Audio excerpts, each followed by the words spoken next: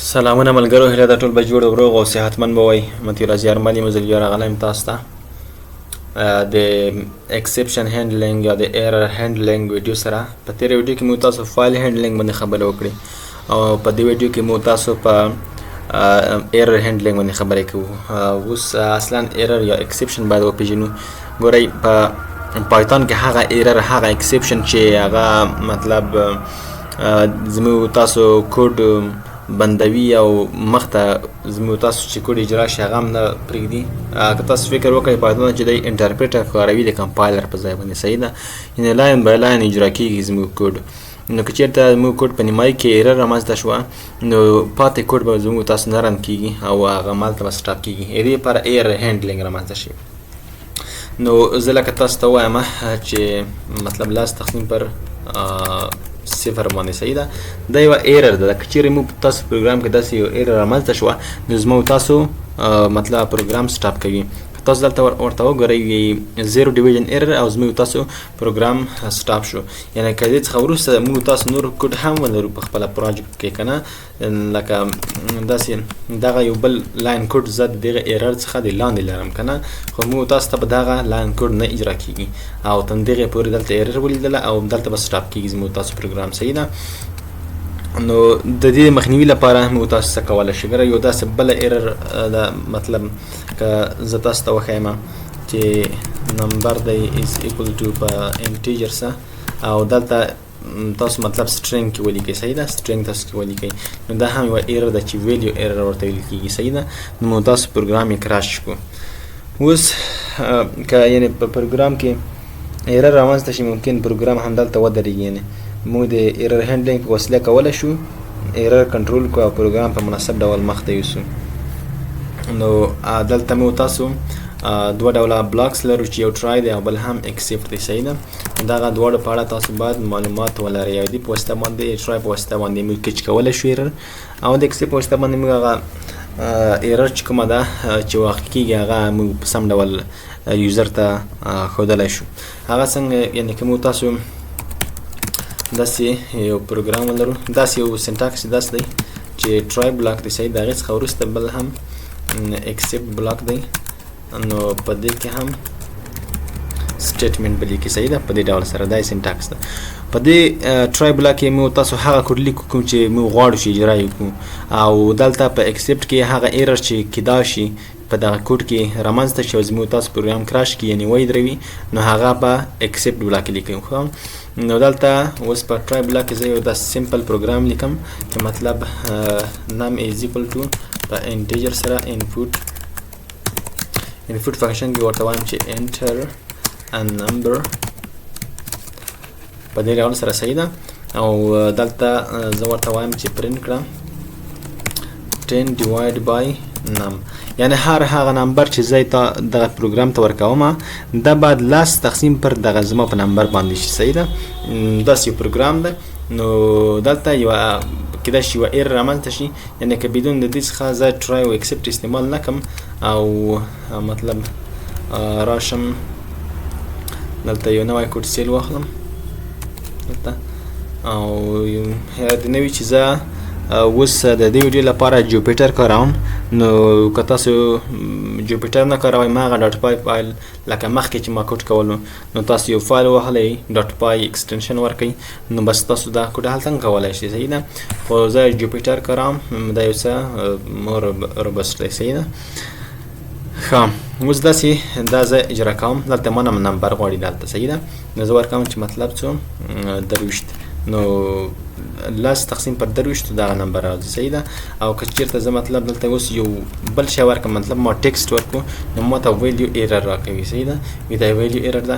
او که زه دلته صفر ورکړم نو ما ته زیرو ډیویژن ایرر راکوي، مطلب چې تا کوم نمبر راکړو دا په ریاضي کې یوه مطلب هغه ده چې نمبر پر صفر باندې نشي تقسیمولی، دې ته لا تنهي ویل کېږي. نو دا یوه ایرر ده په څه شي کې، په ریاضي کې او په پایتون کوډ کې هم دغه مطلب زموږ کوډ چې دی کرش کوي، صحیح ده. نو دا اوس زه په ټرای بلاک کې اچوم لکه دلته چې ما واچوو. ایکسپټ کې داسې ورته وایم چې پرنټ کړه لایک something went wrong، صحیح ده. په دې ډول سره. نو ځکه اوس دلته دا 40 ورکم موږ ته یې صحیح راکړه. صحیح ده. دا به دغه رنګ کوم له دې ځای څخه 40 صحیح ده. نو که چېرته زه اوس 0 ورکړم وي something went wrong. دې ګټه څه شوه؟ دې ګټه دا شوه چې اول یې موږ ته داسې ایرر راکړه چې موږ پرې پوهېږو چې مطلب دلته یوه مشکل دی. او بل که چېرته د دغه کوډ څخه د لاندې ته هم کوډ ولرئ، مطلب دلته یو کوډ لرم، مطلب دلته بل لاین کوډ دی او هیلو په نوم باندې. صحیح ده. اوس دلته زه د پروګرام کراش کېږي 0 ورکوم خو موږ ته یې هیلو پرنټ کړ. دې ته ویل کېږي چې مطلب پروګرام سټاپ نشو، مخ ته روان دی، خو دلته یې ماته ووایي چې مطلب تا ته دغه زه دې نتیجه نه درکوم ځکه چې دلته یو څه مشکل دی. او دې په ځای چې موږ تاسو ته نه اکسپټ وکاروو، موږ که تاسو هغه ایرر مشخصه کړو ورته چې دغه ایرر ده لکه ویلیو ایرر همداسې نور، نو دغه به ډېر ښه وي او موږ تاسو ته بسنی شي هغه نتیجه ښکاره شي چې اصلا د څه شي ایرر ده. نو دلته تاسو ورته ولیکئ چې ویلیو ایرر. صحیح ده. په دې ډول سره او دلته تاسو دغه مسجلۍ تغییر کړئ چې مطلب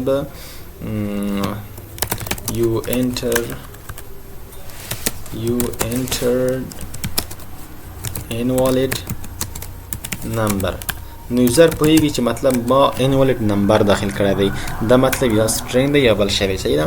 او بل accept بلاک ته هم لیکلی شي په دې ډول سره او دلته ورته ولیکئ چې مطلب 0 division error او دلته ورته ولیکه چې cannot مطلب divide by 0. صحیح ده. په دې ډول سره نو دلته یوزر په دستی پوهیږي چې مطلب مشکل په کوم ځای کې دی. ویلیو ایرر مطلب هغه ورکم دلته ټکسټ ورکم نو ماته وایي چې یو انټر انوال نمبر او وروسته کوډ درته پرنټ کړ. صحیح ده. او که چېرته زه مطلب دلته 0 ورکم. صحیح ده. دلته یې cannot divide by 0 نو زه پوهیږم چې مطلب دا 0 division error ده. او بل هم موږ تاسو فاینلی لرو. نو فاینلی یو بل کیورډ دی چې په ایرر هینډلینګ استعمالیږي، هغه په هغه وخت کې رن کیږي چې که چېرته اوس ګره ټرای بلاک په هغه وخت کې رن کیږي چې که چېرې اکسپټ نه و. صحیح ده. یعنې که چېرې دغه کوډ په رښتیا سره هېڅ غلطي ونه کړه نو ټرای بلاک رن کیږي. او که چېرته کومه غلطي پکې رامنځته شوه نو دا نه رن کیږي ټرای بلاک، نو بیا اکسپټ بلاک رن کیږي. صحیح ده. خو که چېرته داسې وشول فاینلی داسې ده فاینلی په فاینلی کې چې تا کوم کوډ هم لیکې هغه مطلب انډیپندنت ده. صحیح ده. لایک thank you یا program finish په دې ډول سره. صحیح ده. نو فاینلی به په هغه وخت کې رن کېږي چې که چېرته ټرای بلاک یا رن شو یا نه رن شو یا اکسپټ بلاک رن شو، هر یو چې رن شي نو فاینلی هم ورسره رن کېږي. صحیح ده. نو دغه یې فرق ده. لکه زه یو نمبر داخل کړم نو پروګرام فینیشډ، یعنې دا په داسې ځای کې استعمالیږي په هغه ځای کې چې مطلب کلین اپ لپاره دی، لکه فایل یا ډیټابیس کنیکشن بندول په دې ځای کې دغه استعمالیږي. صحیح ده. او بل هم مو تاسو په خپله هم کولی شو چې یو اکسپشن رامنځته کړو د رایس په واسطه باندې. صحیح ده. هغه څنګه هغه داسې age is equal to 15. صحیح ده. نو دلته زه ورته وایم چې if age مطلب کوچنی له 18 څخه و نو رایس که ایرر. صحیح ده. رایس که ویلیو ایرر په د ویلیو ایرر کې ماته ولیکه چې مطلب age must be greater than 18. صحیح ده. نو په دې ډول سره پس د ایرر شوله. صحیح ده.